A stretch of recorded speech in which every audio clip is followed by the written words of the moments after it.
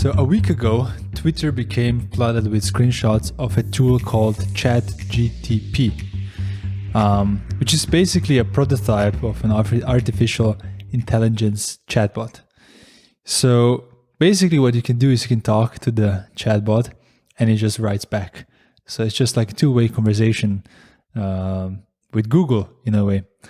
And the crazy thing is that it works really well because you had these things even before, but this one is working really well. And that's why people are sharing it.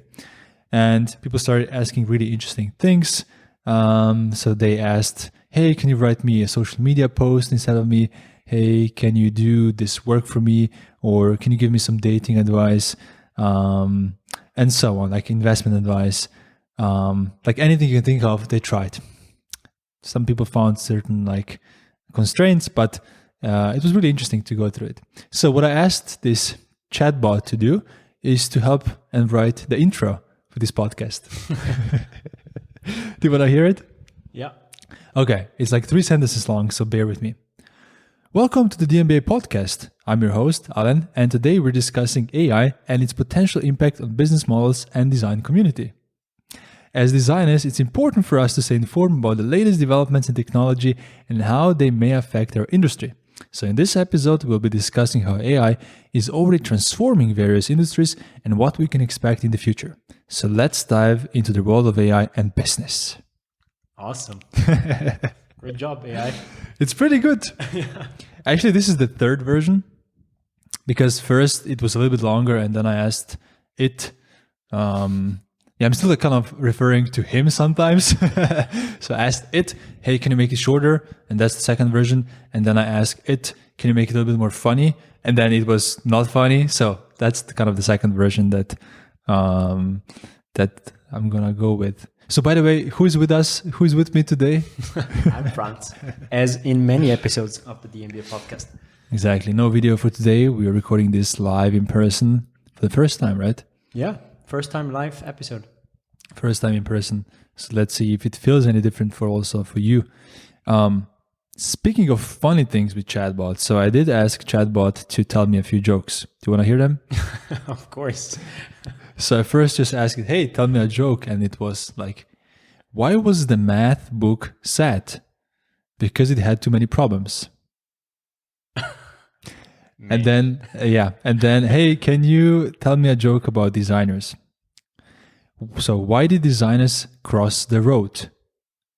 To get to the other side, but then they changed their mind halfway and went back. Okay, it's a bit offensive. Close to home, but I like it. Exactly. Yeah, so I think last week when I saw those tweets, rising up, and when I even tested it myself, I felt like we were starting to get into the tipping point of AI actually being like widely adopted, like mainstream. So let's chat about what it means for us in the design community, but also in the business community. But maybe first let's kick it off with what is AI and chatbot? Yeah, I mean, I completely agree with the fact that this chatbot AI put this topic on the table for all of us. So as soon as you have a concrete way of using something, which is everybody writes stuff every day, several times a day, you think about, okay, how can I use this? This is so useful. I can, write cover letters. I can write copy for social media. I can write so many things. So you start thinking about it, and I started researching for this podcast, and I asked myself, yes, this is now one application, but what is AI in general? And because I couldn't get my head around it to get a, let's say, foundational definition. So what I got is AI is algorithms that compile and analyze data to act upon them, making independent decisions. And this, did you Google this or did you ask AI about this definition? That's from a podcast, actually. So, can you say it again? Algorithms that compile and analyze data to act upon them, making independent decisions. Okay, convoluted, but okay, I get it. So, the result of it is computer systems that do tasks that usually require human intelligence, and that's the let's say, line that AI apparently needs to cross, that it's actually intelligent, that it can do stuff that usually requires human intelligence. And for me, what was also interesting is to understand the difference to, let's say, regular software. Because, I mean, as you said, you already had, I don't know, autocorrect, or you already had let's say, auto completion of certain sentences. So where is the line where software gets intelligent, and where is the line that software is actually just software? And that was interesting for me, because the difference is that before, cognitive tasks were actually done by human, and software was programmed to fulfill the task. Mm-hmm. So that's the core, right? You had to know the problem exactly, you had to know the solution exactly, and then you had to write code that would combine both, and software would just do the task that you already perfectly understood and perfectly explained. And that was already powerful, right? Yeah. But and now you had to have very structured thinking to, you had to break down your problem into pieces and very well define like the boundaries of this problem, and only then exactly would code help you. Problem and solution, right? And now instead of writing code that exactly explains like what to do, we provide information so the computer can take decisions and solve the task. And the interesting thing here is that we don't even have to know how to explain something. Mm-hmm. And we as designers, we know exactly what tacit knowledge means, right? Knowledge that is just, we know it, like we know how to ride a bike, but nobody could explain you how to ride a bike. Mm-hmm. That's tacit knowledge. And for example, and that's exactly what, for example, image recognition does. I can explain to you how my, I don't know, dog looks, but I couldn't create the system for a software. I mean, I can't write software in any case, but apart from this, let's say I could write software. I couldn't write the software that explains exactly how a dog looks, right? So hair color, how far apart are the eyes, how big are the ears. So all of this you would have to know in order for a software to detect or to recognize dog breeds. Mm-hmm. But now artificial intelligence means that you just feed tagged images and the software learns and then makes own decisions that are not based on rules that you've provided them. So yeah, that was super interesting for me to just understand what it actually means and how it's different from traditional coding and traditional software that was already powerful. Have you heard of the Turing test? Nope. It's a test where basically you test an AI with a human, and if the human recognize the AI, then the AI failed the test. But if it in order to pass the test, you need to think it's human. So AI does something, and then a human gets asked whether it's done by AI or not. Or a human. And then if they say human, then the Turing test, they've passed it. Yeah. And I think this chat, it's getting very close. This chat GPT is getting very close to like passing the test. Obviously now because you use it in the UI, user interface that is obviously AI-ish, then you know that it's not a thing. But I wonder how many people would know if they would like be talking to a chatbot and getting these like realistic replies, because these are like really good. Honestly, if you do it like you said, like you get the response and then you ask again and this refines it, then I think nobody could tell. Yeah. Yeah, I couldn't tell. We're getting there. I mean, it's crazy. For example, I asked this chatbot to write me, I think it's called haiku. It's like these short Japanese poems. Yeah. They usually don't rhyme, but it's just like, it's a hard thing to write. So I asked it, hey, can you write me haiku for on business design? Yeah. Do you want to hear it? Yeah. Design and business merge. Innovation, growth, and profit. Creating value. Beautiful. Yeah. It's 3 lines. I mean, it's a bit harder to maybe to like recite it like this, but when you see it written, it's like, it makes sense. Like it's a nice haiku. Yeah. And I've seen people like asking that one of our alumni asked this chatbot to write a poem on service design. Yeah, I saw Man, that. it was really good. Yeah. It was impressive. So should we jump into what AI means for the design community and the business community? Yeah, let's go get over the hype of chatbot and chat about bigger things. So what do we usually do, Franz, for these podcasts? We prepare a little bit, right? So we go online and yeah, so do I. But this time I felt like, why don't I prepare by actually asking the AI, what does the AI think the future is? So I basically just went on this chatbot and I asked him, hey, how do you think you will affect the future of design community? And then I asked it, hey, what do you think? How will you affect the future of business? It had some interesting answers. So let's go through a few and then maybe we can also comment them. So for the future of design, it kind of focused on 3 buckets. One was automation of design tasks. The second one was, hey, this is going to help us improve the efficiency and productivity of design tasks. And the third one was, there's going to be some new design tools popping up.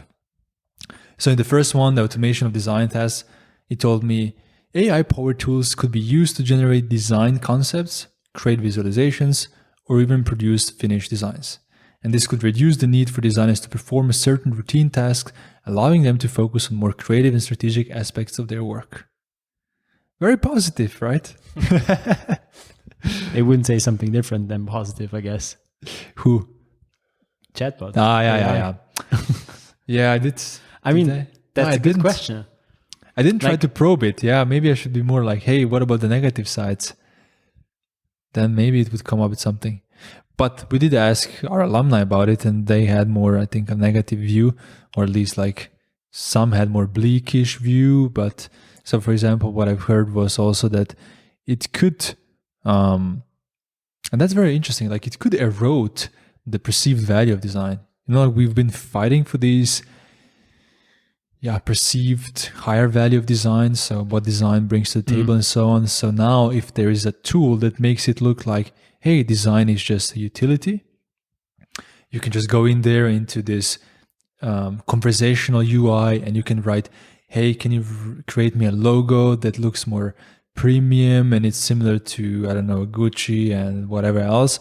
And this is the text and please make it a little bit more maybe black and white, but with one strong color, whatever. And then it just creates like 10 versions for you.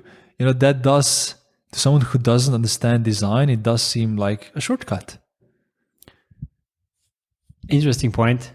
Because, so in the beginning, when you introduced what our alumni said about the topic, I actually didn't have the view that the outlook was bleak, honestly. Most of them had a positive view, yeah, but then we had also some people who... Yeah, because what was actually really surprising to me, because I thought that people would say exactly what you said, right? So yeah, it's going to devalue our craft. It's going to bring, I don't know, it's going to do similar things like Fiverr did to like cheap and accessible and devaluing and so on. But what I found really interesting is that they said, well, that's just going to be another tool. So like things already made our lives easier. So first we sketched on paper, I don't know, then we got Figma and that's super easy. And Figma is giving us much more efficiency. And now we just get another tool that makes it more efficient for us and that can help us. So I think this is as of now, an interesting view on, let's say, maybe the first steps of what we're heading towards.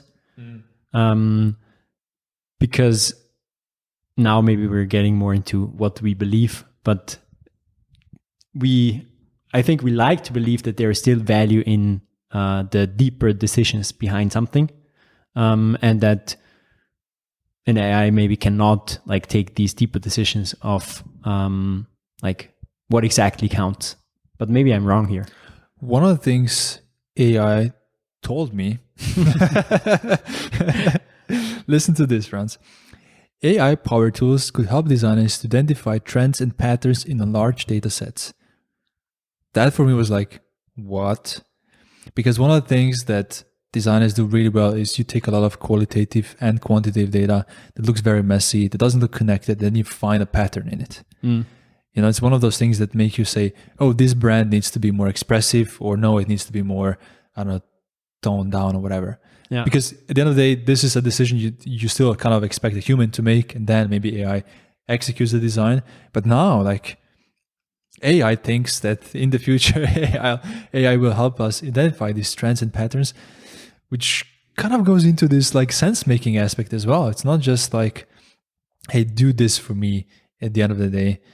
But I think David had like a more balanced view. He said that this is just another example of the commoditization of design, and it's been happening for decades, but the industry keeps on growing and adapting. And designers are by nature like adaptive, and we do think things through. So yeah, I mean, it is scary, right? But I also think sometimes in the beginning, when you don't really understand how powerful something is or isn't, you sometimes overestimate it, sometimes underestimate it. Maybe we're at the stage where like overestimating what it can do for us. Yeah, that's what what was also a very interesting thing, a talking point in a podcast that I heard, was that usually AI is overestimated when it comes to generality of knowledge. Like, let's say you tell them to do a design for a brand. So that's very general, right? So they would think about everything in this domain. True.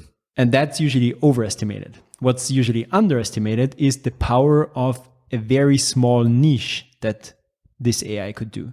So again, now we are at image recognition, for example. So if we go towards X-ray imaging, if an AI is well trained, they can do the same job as, or almost the same job as, a very experienced doctor in exactly this field. And in this case, only cancer recognition, for example. So if you would give the same AI a picture of a broken leg, they wouldn't know what to do with it. So this, as soon as there is a specific niche that you can train an AI towards, then it will do like awesome and very big things that usually get underestimated. But when we talk about more general fields, then that's usually harder. And I'm by no means an AI expert, but it sounds logical to me when I try to understand the system of, I need to train the AI with information so it can make decisions. So the more specific this information is, the better I can train. So it does sound that it's somewhere in between, you know, that AIs would help us. Maybe they will commoditize like the lowest grade design work, which is like Fiverr, hey, just do this for me, I don't know, a logo for $5. But it will still, the value of strategic work, the thing we just discussed, you know, thinking about a branding, thinking about, does this type of visual design fits in here? How do we do the wireframes to actually fit into business model and so on? This may still need to be done by human, or at least the direction that design needs to take. But then a lot of these tasks that are maybe burdensome, we could just say, hey, just repeat this same, or maybe just, okay, I'm just going to create one example, and then I ask AI to maybe create 10 different variations of this, which is going to just improve productivity and efficiency of design processes, which is frankly the same also for software development and many other things. But absolutely. I mean, it comes back to the question again, who can do which things best? And some things will be better done by AI because it's a repetitive task. And what is maybe now not a repetitive task that can be done by a computer may be one in the future. Exactly. And I had this thing of, you can basically have a coworker AI that does the prep for you, and then in the end you can basically finish up the task with your human brain. That is the thing that makes a thing work or not. That's an interesting thought, because I read something about a chatbot that was created by, I think, Udacity, maybe, I think it was. So don't put me down on this, but it was Udacity who has a chatbot. So Udacity courses, right? So they sell courses. They have loads of courses. And they also have a chatbot, actually a live chat with people who you can just consult when you're unsure about the course.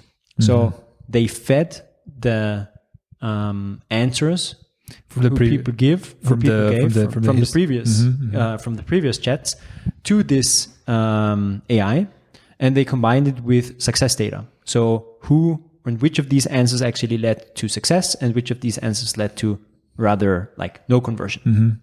And as a result, AI basically learned what questions need which answers in order to convert the people who are asking them. But this is now not a direct chatbot that you will talk to as soon as you have a question for about Udacity. But this is basically something that is whispered into the sales or staff's ear while they're having chats with real people. So you're still chatting with a real person, but this real person gets assistance from a chatbot and tells them, look, if you get this question, then I know that this would be an interesting answer. The best, and you can still modify it, but it has already worked. Yeah. There's a lot of people say that they don't like writing, but they are much better at editing. Yeah. Like staring at a blank page, it takes a lot of cognitive power to get from 0 to 1. And then a lot of people are good at like taking this 1 into a 2 or 3, or just making it better. Yeah. And AI is really like interesting for this use case. Like, hey, can you prepare me a draft of this email? And then you can always, as a human, like have the final say, because we always want to have the final say, right? But also like it may not be great, the thing the AI wrote, but it's much better. Also, like if I take the intro that this chatbot prepared, like it's actually very close to the intro that we all usually have in the podcast. You know, like instead of me starting with 0, I can start with this and just slightly tweak it, maybe add 1 or 2 things, take something away from it, and it's done. And funnily enough, I did ask some of my friends who also work in a business setup if they're already using these tools, and this was like the most common way. So you're getting an email and then chatbot preparing like how they would answer them, and then you jumping into an email that already has a draft there. Yeah. Which I think is really cool use case. Are we ready to transfer to business? Let me see. Because I have something that may be a bridge. I also have something that's a bridge, but I can also talk about it later. So go ahead. So now we discussed this efficiency thing, right? Or maybe collaboration of computer with human. So interesting thing here for our design community may be that this might be a chance for us to go away from the time for money business model. So right now we all know that wireframing takes this and that time, and research takes this and that time. But maybe this and that time is just not true anymore. So we can do things in a completely different way, and we can use our valuable time for creating something much more meaningful. So if we are now just saying, okay, now we can do things faster, this means our jobs will be cheaper. That is one version, but maybe the other version could be that the whole business model can go towards value pricing because the outcome is still the same. That applies to better agencies, right? And freelancers. Yeah. I think has been trend where many of them had, like many designers, but not just designers, like freelancers in general, try to use value-based pricing. The trick was many times client didn't really know how much time it takes for a designer to create something. Now with this commoditization, the pressure could be on like, I know this is fast because you're using AI, but I think it doesn't change the whole perspective that, you should pay for the value that you should be paid for the value that you're creating, not for the task. Yeah. But this also kind of goes into the educational aspect of things. So, sorry, did you want to go deeper into this? No, I'm because good. What's related to this is also education, design education. If you have these tools, AI tools, how will this change the way designers are being taught? Because right now, I think it's a lot still, you go through the process of really trying to learn how to, take circles and squares and whatever else, lorem ipsum, and put it together in a wireframe. And it forces you to really think from zero, like from principles and starting with a blank sheet in Figma in a way. But now, you could just jumpstart this process maybe with something else. And that may change also the way designers are being taught and being developed / produced in a way. And I just wonder how this will have an effect also then on you if you haven't really gone through the process of creating these in the same way that somebody else had to go 10 years ago. How will you judge what the AI gives you? How will you judge the results that the AI puts in front of you? Then you have to choose. I think that's a very long shot. You mean like it won't happen, or? I mean, it might happen, but it's a long shot in terms of schools adopting. Schools adopting, but also like as long as there are teachers who haven't grown up with this system, there will be nobody who says, look, nobody needs this anymore. So just look back in like, why do we still do multiplication? Because I have a phone. Why? So in this case, the case is easy, right? It just helps you, math helps your brain develop your thought process. Mm-hmm. But then why do I still have to learn, I don't know, history?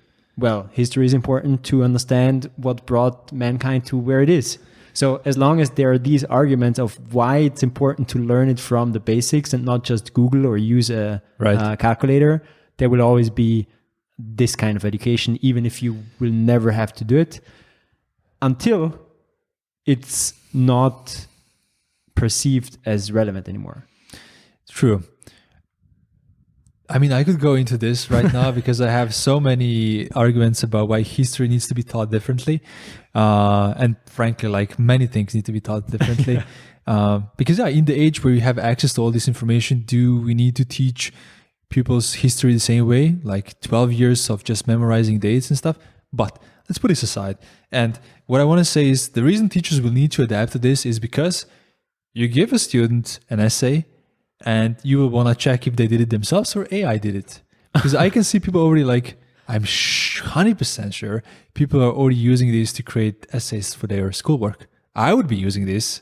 Yeah, for sure. Yeah. So I would just take, so if my school is not in English speaking region, I would just still use chatbot, but then translate. Yeah, put it in Google Translate and then just, do the rest. But if I'm English speaking, then you're done. 3 tools. Or I would just move to chatbot, Google Translate, Grammarly, or relocate to the English speaking school. That's even easier, maybe. It's like it's going to be a huge advantage. That's one of my like side insights into this is how speaking the most dominant language in the world, which is English, just gives you access to all of these tools before anyone else. Like my parents who don't speak English that well, or like almost not at all, they don't see these things, and it's like one of the most fundamental knowledges at this point is like speaking English. This is now going into my parenting corner. But so for the future of business, I think this will touch education in the most fundamental way because teachers will need to think about new ways to test. And this is what they care about. But also maybe it will help them evaluate students' work differently. And I think this is gonna really... The interesting thing is that we find out these things now while we're talking. So imagine what else is possible. So obviously we did some research and we found some examples, but now while talking about it for, 25 minutes, new things come to mind. So true. Okay, so now I think we already made a transition towards, I think one of the industries that hopefully will be affected the most is medical, so like hospitals and stuff. Hear me out on this, because there's a lot of skeptics. But let's say you don't live in Austria, but I mean, France lives in Austria and Austria has phenomenal healthcare. But let's say you don't live in a country with a great healthcare. Sometimes you need to wait for weeks, if not months, to get checked or even talk to your general practitioner for the most basic stuff. like you call them because you want to go to a specialist, and then you first need to go there, which like takes you 2 weeks, and then they maybe give you an approval to visual the specialist. At least that's how it works here. And then this means it took like 2 to 3 months to actually until you get to the specialist you need to see. I'm hopeful that something like AI could really transform the way we communicate with the GPs, so that it's instant. So you can just basically tell them your symptoms, and maybe even if we have some kind of devices to actually measure, like even at home, just imagine some kind of a device where at home you could measure the most fundamental like signs and so on. You could do most of the stuff that the GP does apart from talking. No, actually, even you could do the talking. Like elderly sometimes go to the GP just to talk to them. Well, chatbot can do this even better. So I'm really hopeful this could solve a lot of the issues, because there is a huge shortage of doctors globally. Yeah. And that's why all these like waiting lines and things happen and people just die unnecessarily. But I see you being skeptical. So Franz, go ahead. And this is where, so I'm all up for human machine collaboration, right? Mm-hmm. So everything where you get prepared, like something prepares something for you, and then you cross check, and then you're done, right? So in medical terms, there are these examples, right? I talked about this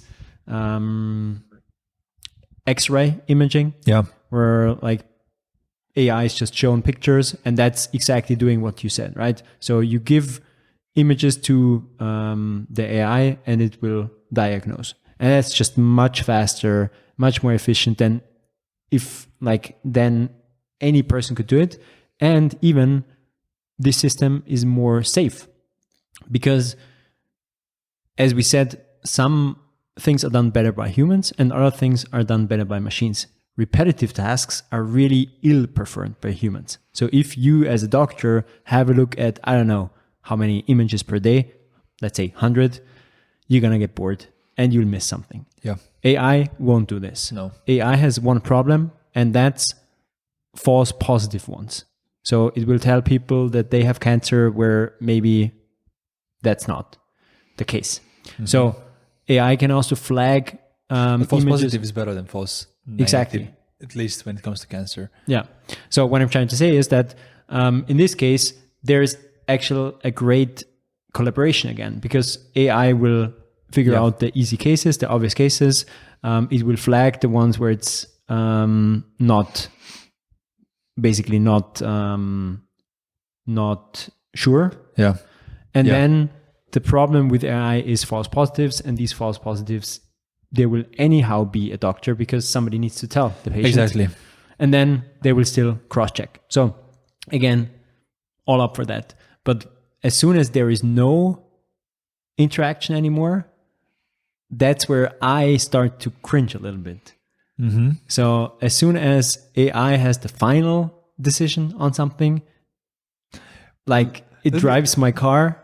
Let me play devil's advocate in this. Like, have you ever had any like symptoms and just Googled it? I did, but no. Don't tell me then you always visited the doctor as well.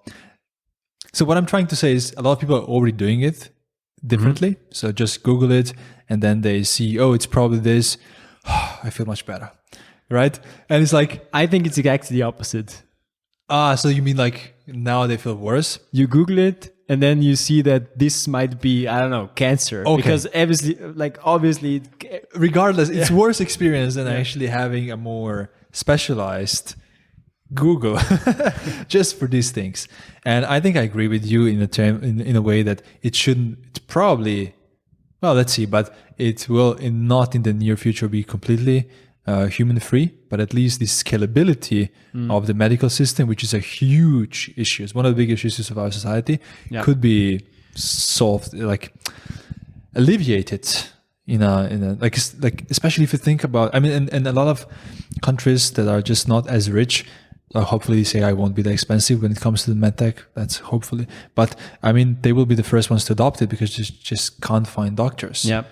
So the thing is that this is a little bit of an ethical issue here, because in my opinion, every country should have great healthcare, and they should be able to see a doctor. And now bringing up a solution that says, look, we're going to have a computer to do that, that just feels like we're betraying these people.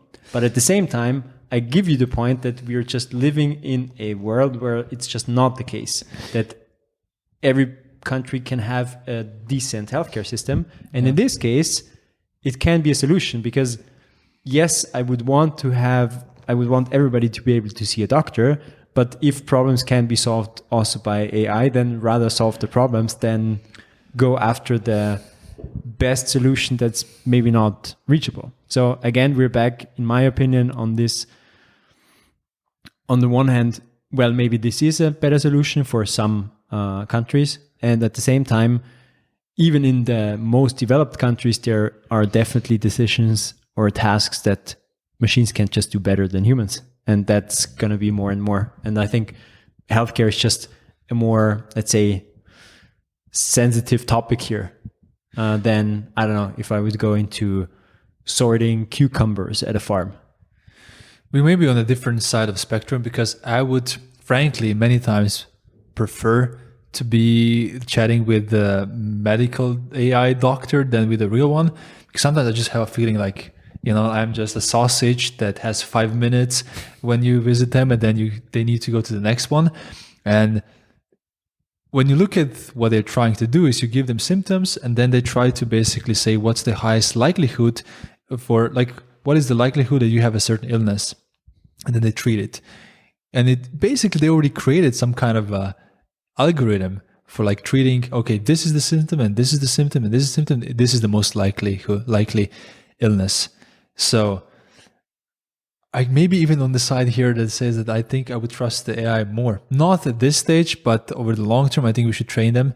And maybe now I'm talking more specifically about GPs, general practitioners, and maybe not specialists, and maybe not like, this is not the best case for every illness.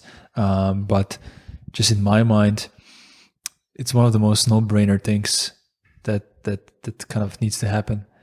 But putting aside the medical stuff, I think one of the things you brought up was the ethical issue.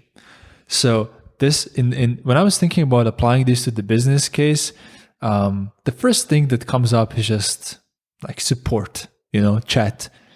So you're chatting with a person, and where the ethics come up is if a company is using a chatbot, I think the good practice is to tell the person that they're using a chatbot. They're not speaking to the human. But once the chatbot becomes so good, maybe even better. By the way, like I was in a chat with a human 2 days ago, and I had to wait for 10 minutes to get those replies. So that's kind of the downside there. But the chatbot was no good. Chatbot was just like useless in that case. But if the chatbot was as good, should we tell people that they're talking to chatbot? Yes, right? In this case, I wouldn't care at all. I think now I'm on the other side of the spectrum, where I'm like, if now I'm having a conversation with a company, if this thing or person that I'm talking to is solving my problem, I don't mind who it is. Okay, then let's take it a step further. So let's say you're a school, you're Harvard, right? And Harvard gets thousands and thousands of applications, and then a few chosen ones have an interview.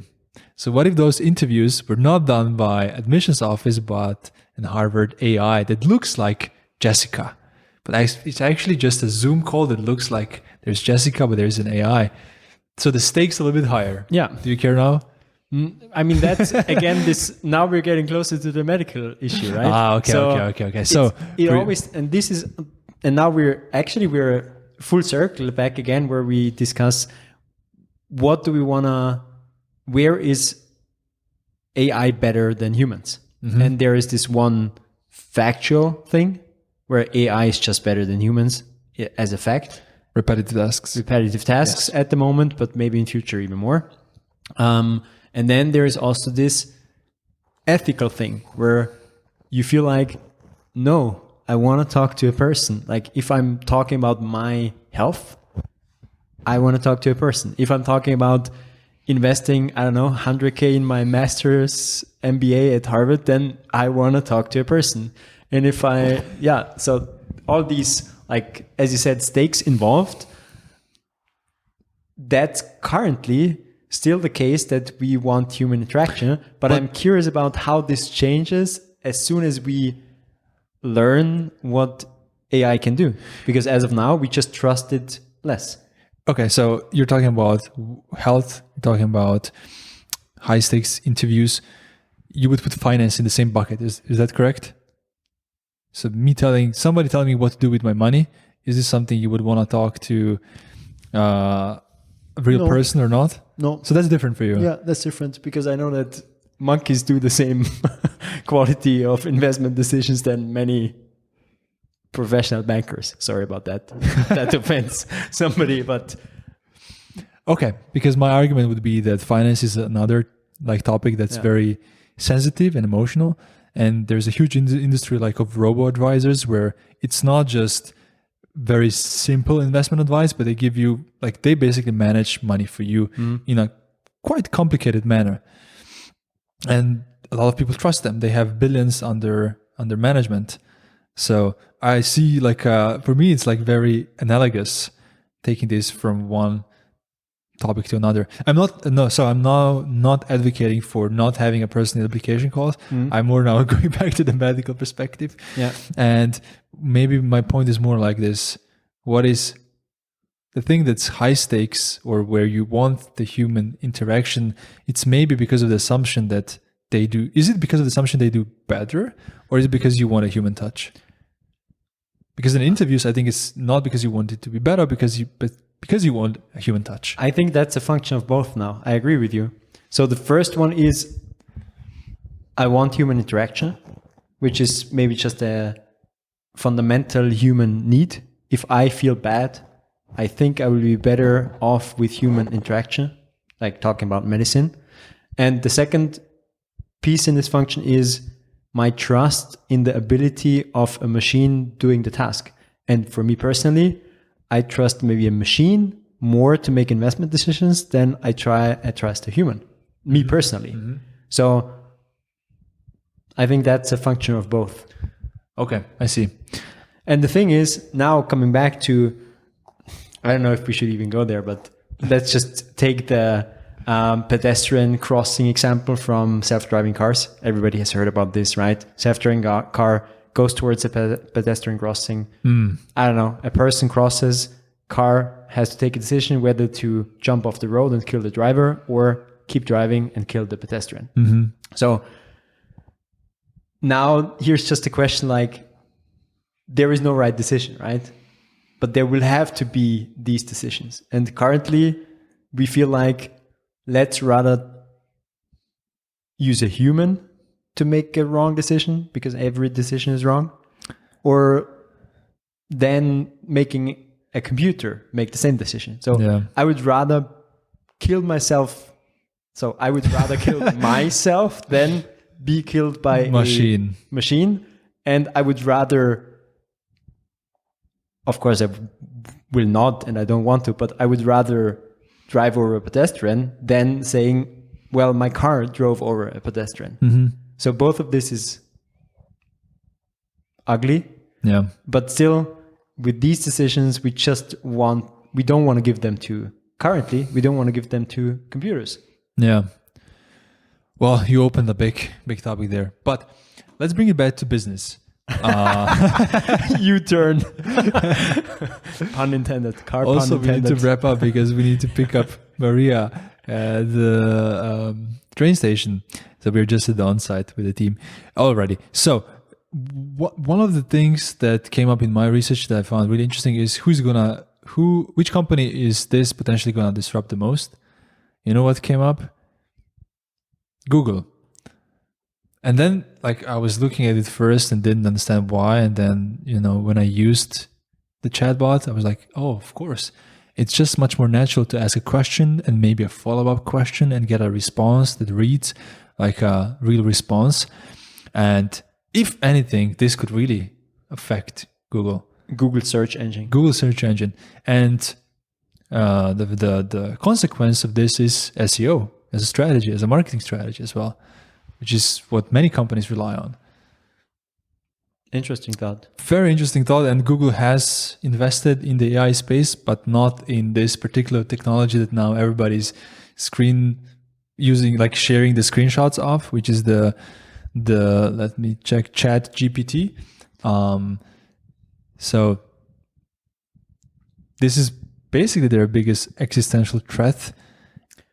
So you're saying, well, actually that's true, right? So we arrived at the hotel, internet wasn't working. So I went to Google, said, what does the exclamation mark in my Wi-Fi symbol mean? Yeah. So I would rather ask this somebody who replies in a sentence than somebody who gives me Definitely. I don't know, 370,000 pages of possible answers. And dude, I have to tell you, like I use this thing now a few days and it's pleasant.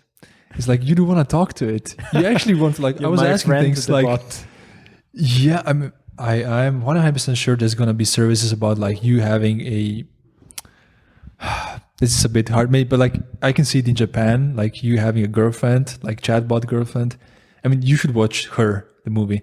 We talked about it earlier. And it's basically the whole, like, it was supposed to be like a sci-fi doomsday scenario, but I think it's definitely going to happen now when I see how it's working, because it's just so pleasant to use. Like, it's a conversation. You do a follow-up, they can be funny, they get your joke, and if you can even choose their like personality, it's something. It is something. Wow. Yeah, I didn't expect to be so impressed with it, and I came away feeling like this was one of those like big moments, like this is gonna change a lot. And an underlining thing was, in terms of the business and in terms of also like how it applies to designers, is if you're doing repetitive tasks, you need to find a way to upskill and do something else. Yeah. Because the repetitive tasks are going to be the first things that AI come after. In design, in software development, in writing. I think the writing is already affected. Like, I mean, yeah, imaging too. Yeah. Have you seen this service where you can drop in like 4 or 5 of your profile photos and then it creates hundreds and then you can choose what you like? Yeah. I mean, you can do the same from text to picture. No, so now instead of me going to the photographer, imagine us as a team needing to have the same style of photos. So instead of us, we're a remote team getting together, hiring a photographer, and all of these things. Each of us just takes 10 photos, drop them in, and we just use the same instructions, and we have the same looking photos. So now we're back at the topic of disruption, photography, stock photos in general. That's a good one. Stock photos. I think we're rambling now. Yeah, we are. But I think it kind of just shows the point that this is a topic you should explore for yourself. Yeah. Just create an account with chatgpt. It's a product from OpenAI. It's a company from San Francisco, which, well, they have to be jubilant right now. I'm very happy with how the things are going. And just use it. I think it's time to get in, to see, explore for yourself, ask questions. And I think from there, you'll kind of get the feeling for what it can do for you and what it can replace from what you've been doing until now. And that's just my takeaway, like for everyone, just to go and explore, because it's huge. I think it's huge. Yeah. And to spin it positively, not only what it's going to replace that you're currently doing, but also what it could do for you. Yeah. Exactly. So that's a pod, right? Yep. Alrighty. So for everyone who listened till now, maybe you also want to check our mini MBA. So what we do is we explore the intersection of business and design. And mini MBA is our 7-day email course, where over the course of 7 days, each day you get an email and you get taught a business skill relevant for designers. So to sign up for this, head over to d.MBA/mini-MBA. So thanks for listening, and I guess see you soon or talk to you soon in a new podcast. Bye, everyone. Bye bye.